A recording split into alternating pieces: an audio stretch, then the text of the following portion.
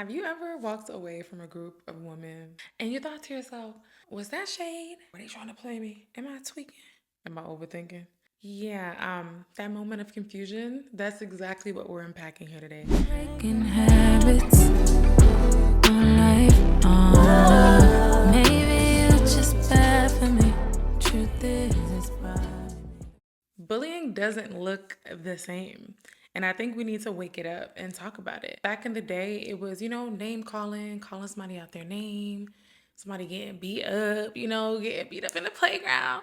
But sometimes, especially as adults, it looks like being left out the group chat or a compliment that makes you feel super small. Welcome to Boldly Becoming. This is your new digital safe space. This is a safe space for self-discovery, for learning, and for growing together. My goal here isn't to hand you the perfect rule book because I ain't got the answers for you. I'm learning as I go, but I have so much life experience that I want to share with you guys. And I just want to walk with you as we figure this out together, layer by layer. And if you're here and you clicked on this video, you probably know what it feels like to move through life differently. Whether that's because you're neurodivergent or you just move to the beat of your own drum. We see each other. I just want you to know that in this space, you are seen, you are respected, and you belong. Okay? No matter how weird or crazy or psychotic the take may be, we gonna figure it out together. So there's actually a name for this kind of bullying, and it's called relational aggression. So that's just a fancy way of saying bullying that attacks your relationships and, your being instead of your body. Now, what does this look like, you ask? This can look like rumor spreading. It could look like giving you the silent treatment or making jokes at your expense. That you felt that before? The jokes that like nobody could call out because it's so covert. It's not always loud. Sometimes it's the whispers, the little side eyes, the lack of commenting under your posts, but they're in everyone else's comments. The group hangouts, no invite though. I'm just saying. You know something that isn't talked about too much but has a tremendous impact on our mental health? Bullies. Adulthood has bullies in it. Now, we thought those bullies stayed in middle school, elementary, maybe even high school. But some of those same bullies have grown up to be full-grown adult bullies too. People that have proven they will go out of their way to hurt somebody else with intent to cause emotional pain. Those are the bullies I'm talking about. The ones who will say sharp words intentionally to harm, the ones who will blame, withhold love or resources or items, affection, anything, just to intentionally take the pain that they're feeling from within and put that on somebody else. A bully's self-esteem is often, if not all the time, low. Because you have to be at a place where you don't feel well about self in order to want to intentionally harm somebody else. Now let's layer in neurodivergence, because if you're new to that, it simply means your brain works differently. That's all. Your brain works differently than what society deems as the norm. I think we're the typical people, but we're gonna keep that between us. But that could be ADHD, it could be autism, dyslexia. I mean, there is a spectrum. And here's the thing, for some of us, neurodivergence means we miss a lot of those subtle cues. I know for me, sometimes I'll be in the shower like 2 days later and I'll be like, wait a damn minute. What the hell? What the hell? What the hell? Am I alone here? Let me know in the comments. But sometimes I just don't catch the sarcasm or the little digs. And, sometimes I don't know, I wasn't supposed to laugh at something and I laugh sometimes. I was just vibing. I thought it was funny. I didn't know. Anyway, for others, we're hyper attuned. Some can shift every little, change of tone or, somebody's pulling away in the group chat. Whatever that may be, it may cause you to spiral into overthinking. Again, was that about me? Was I imagining it? Should I say something? Oh, and these bullies, honey, they love to use this thing called plausible deniability. What does that mean? That means that they just say and do things in a way that can be brushed off as innocent. So, like, if you call it out and be like, oh my God, I didn't mean it, girl. No, I didn't say, no, that's not what I meant. This was in regards to that. Yeah. You're so sensitive. I know you guys have heard this, but basically it's manipulation wrapped in a bow, and they're really, really, really good at this. And I do feel like a lot of people do prey on the innocence of some of the neurodivergents, or just, they just think you're naive, but sometimes it's just delayed, delayed processing. Sometimes the digs are so covert that only you and the bully know that you're the target. And I feel like I was a victim of that for so long. And trust me, like, this one is really popular, especially in the influencer community. From my own experience, it's just like their way of testing boundaries while keeping it, keeping it hands clean. You know what I'm saying? Some examples of this, Lord have mercy, I have a million, but especially coming from like salon culture, I even have so many other stories, child. But I mean, one example could be like if you're a corporate girl and you're at work and a colleague is like, wow, I didn't know you could pull that off. Good for you. Instead of saying you did a great job. Everyone's like kikiing, but he is playing you. That's not encouragement. It's not. That's shade wrapped as praise. So, you got to clock that. You're in a group chat with a bunch of women and all of a sudden the invite stopped. Like, what the heck happened? Like, did I just get booted out Fifth Harmony style? That's not a coincidence. That's covert bullying, and we need to wake that up. It's not cute and it's not fun. I kind of want to get this off my chest because it's kind of been eating at me for like the past week or so. But adult bullying is very sinister. Adult bullying doesn't look like bullying like when you were a child, where it's very in your face, push you on the ground, like any of that. Adult bullying is isolation. That's the biggest tactic that they use. And let me give you an example if you don't know what I'm talking about. So I recently fell out with my entire group of friends, all of them, the past friendship of like 20 years. I blocked all of them. I was done. And it's not that every single person did something to me, but because that group is just filled with crabs in a bucket and they all group think, I can't be friends with any individual person because all of my business, everything that's going on is going to be reported back to that group. So I just blocked everybody. However, there were a couple people I didn't block because I don't really talk to them as much, and they're like in their own little world doing their own thing. And with everything happening, one of them lives out of town, came into town and sent me a message and said, hey, I'm in town. I would really like to get together and let's talk. This is one of them that I don't talk to, like I never speak to. So I know for a fact that she's reaching out to me to have a conversation to talk about what's going on with everybody else. She's like, hey, what day are you free? Let's meet up. So I sent her the day. I'm like, okay, this is the perfect, this is when I want to meet up or whatever. I never heard from her again. And you know why? Because the leader of the pack, the self-proclaimed leader of the pack, most likely was like, if we're not friends with her, you can't be friends with her. You can't have a relationship with her. So that's an example of adult bullying. Bye.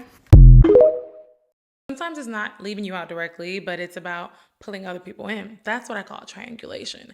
And that's when someone basically tries to control the narrative around you or about you by gossiping, by running a smear campaign. I mean, this is so popular on social media, on TikTok, YouTube. It's disgusting. These people love to run to get ahead of the story so that they can smear your name and change other people's, perception of you.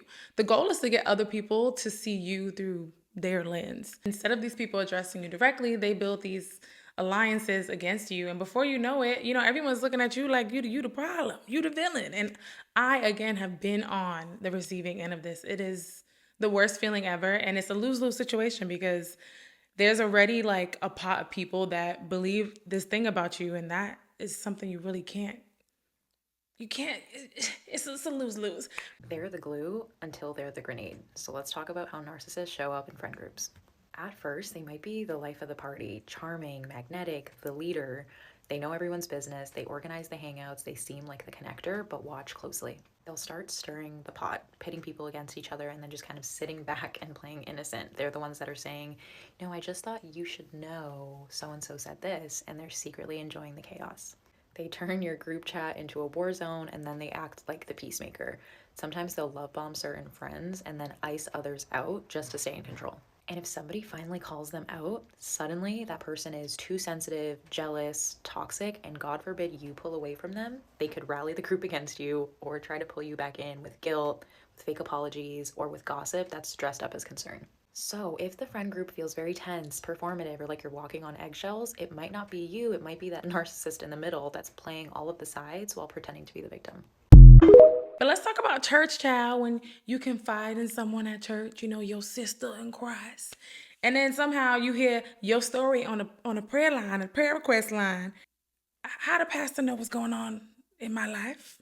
It's framed as concern, but it's really just public shaming. And it's, again, I want to wake these things up because it happens all the time. People use spirituality to bully people. Sometimes it's even the man in the pulpit, child. Just because they go to church does not make them a good person. I'm going to say that again just in case you didn't hear me. Just because they go to church doesn't mean they're a good person. That does not automatically give them some green flag, okay? I know some people. And I am telling you, they are some of the worst humans ever. Literally everything opposite of God. Everything opposite of good. But then they preach all day about the word. Be putting on this act like they are just God's favorite, God's everything, and out here moving like a snake, a dirty, trifling, filthy snake. I honestly think that people that overly speak of religion and overly speak of the Bible, those are some of the biggest red flags. And you can be mad at me all you want to. And I feel like the only people that are about to get mad at me are the people that I'm talking about. And I think the craziest thing is these are the same people committing some of the same sins behind closed doors, but they just love to conveniently put your business out there. Here's one thing about being neurodivergent. We second guess ourselves a lot. The things that we feel are real, but because we tend to overthink, because some of us grew up being gaslit out of our own instincts, we start doubting our own pattern recognition, our own discernment. And that is so detrimental to how we move in the world and why some of us get taken advantage of. So it's important to have these tools to remind us, no, I'm not crazy. What I went through was real. What I felt was real. What I heard was real. So here's a few tools to help you not get played.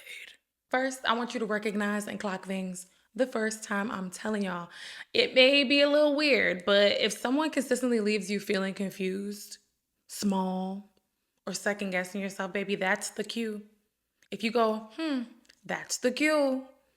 Friends don't make you feel that way. Someone that loves you wouldn't make you feel that way. You should never have to wonder if you're being disrespected by someone that claims to care about you.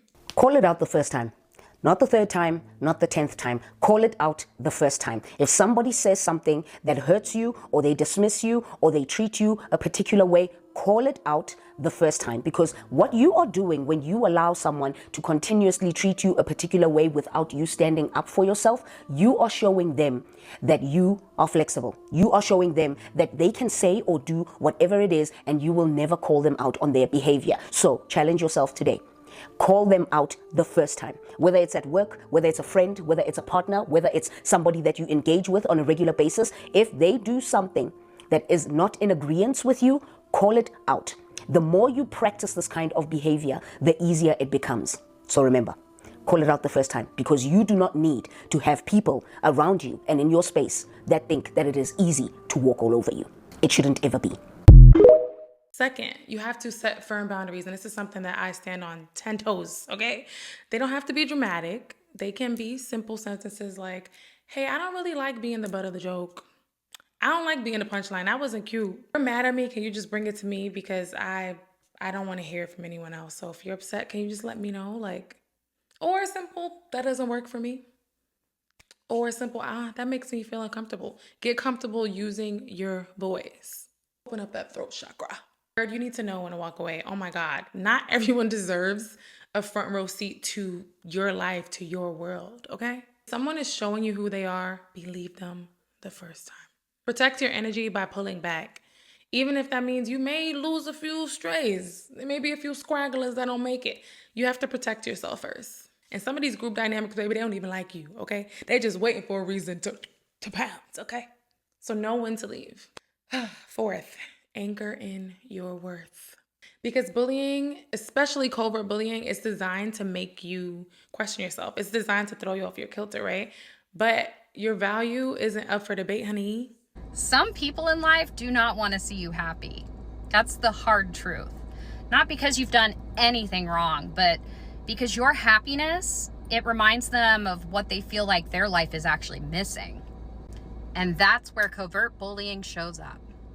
They're not always going to insult you directly. Instead, they whisper behind your back, spread rumors, and chip away at your self-confidence so that you're sitting there questioning what you did wrong. And here's the truth. You did not do anything. Sometimes when people feel small, They'll destroy anything that makes others feel seen. It's not about you having too much confidence, success, or peace. It's about them having too little of it and them not knowing how to emotionally deal with that. It's social bullying.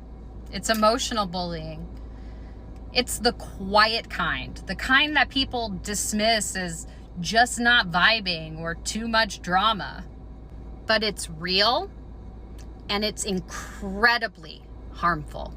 So if you've ever been the target of someone who tried to ruin your light simply because they couldn't seem to find their own, that's not on you.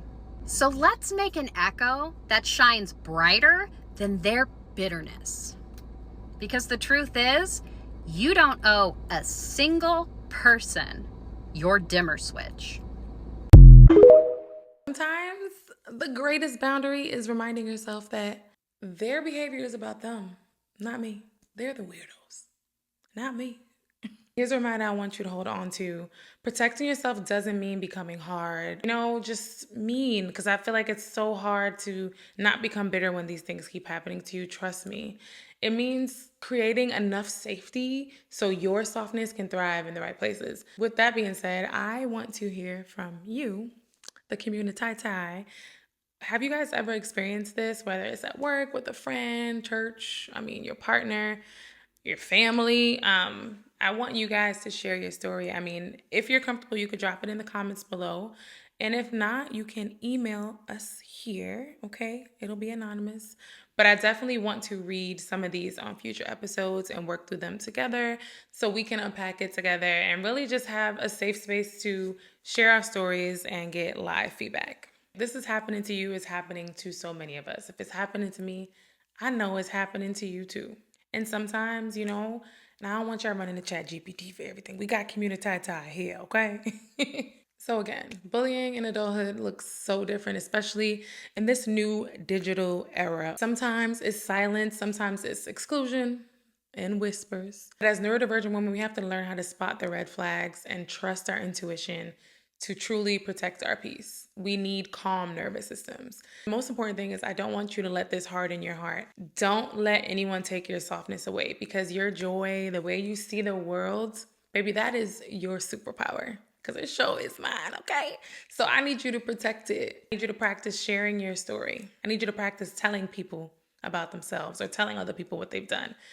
If neurodivergents have to dumb themselves down and literally medicate themselves to be able to interact with wider society, who's really got the problem?